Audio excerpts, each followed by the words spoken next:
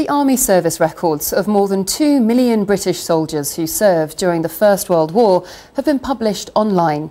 They've been previously held at Kew's National Archive. It now means we can find out about our relatives' wartime experiences. Sarah Harris has spoken to one Londoner who's discovered a tragic tale about his grandfather. The sights I have passed in this spot I cannot tell you. It makes tears come to my eyes when I think of it, and could not lend a helping hand to those who are struggling for their last. A living hell. Letters from his grandfather from the trenches at Ypres during World War I.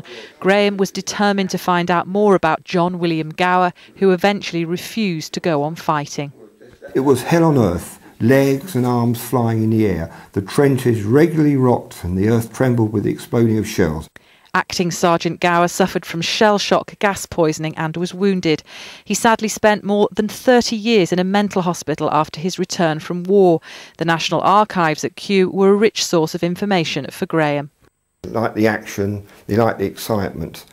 And then what fascinates me, what made him turn, what made him suddenly go mad, you know, sort of the two differences. That's what sort of intrigued me in the beginning. Now families can access great war military records online to find out about their own relatives' experiences.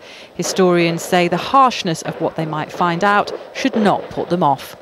I think it can be quite an emotional journey to be confronted by all this, but that's no reason to shy away from it, is it? I mean, there's often a great deal of pride there and excitement and daft little things, and the fact that someone who you vaguely remember may have won a medal and you never knew about it. My grandfather, he probably felt that there was a glamour to war, not realising that there was the other side to it that was going to ruin the rest of his life.